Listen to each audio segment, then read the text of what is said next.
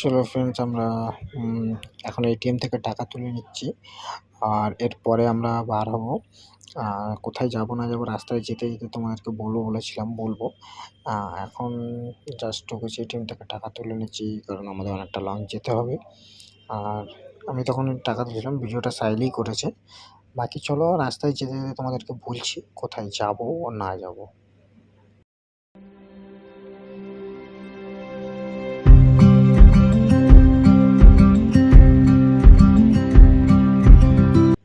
চলো বন্ধুরা, বেরিয়ে পড়লাম আমরা দুজন মিলে। তোমাদেরকে বলেছিলাম রাস্তায় যেতে যেতে বলবো আমরা কোথায় যাচ্ছি না যাচ্ছি। আমরা এখন যাচ্ছি হচ্ছে তোমার বুরুডি লেক, যেটা হচ্ছে ঝাড়খণ্ডে। আর এটা আমাদের রাত্রেবেলা হঠাৎই প্ল্যানিং। আর কোন রাস্তা দিয়ে যাব সেটাও তোমরা দেখতে থাকবে। আর পুরোটাই রাস্তায় যেতে যেতে বলবো কোন রাস্তা দিয়ে যাচ্ছি না যাচ্ছি। এখন আমরা আছি সোনারপুরের আগে, এটা ইস্পাত হসপিটাল, এটাই পার হচ্ছে এখন।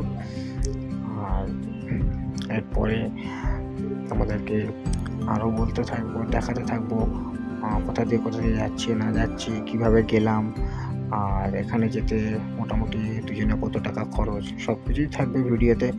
ঠিক আছে, নেক্সট পার্টে। এখন আমরা চলে এসেছি, সোনারপুর ব্রিজ ক্রস করছি। ঠিক আছে, এটা চলে এসেছি আমরা সোনারপুর স্টেশনের জাস্ট পিছনটায়।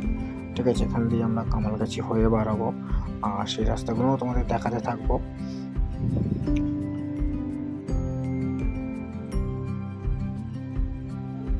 আমরা এখন ঢুকে গেছি কামালগাছি পার করে ঢালাই ব্রিজের জাস্ট আগে।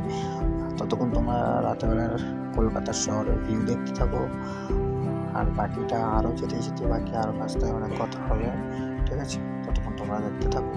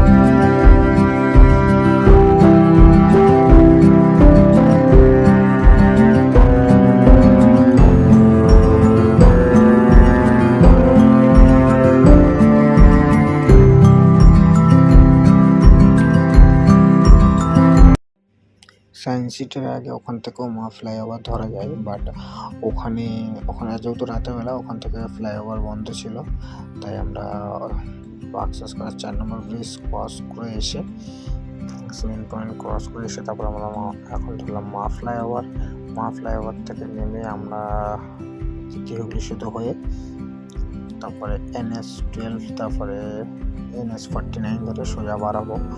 ঠিক আছে, বাকি তোমরা কলকাতার রাস্তার ভিউ দেখতে থাকো। আর ভিডিওটা লাইক কমেন্ট শেয়ার করে দিও প্লিজ।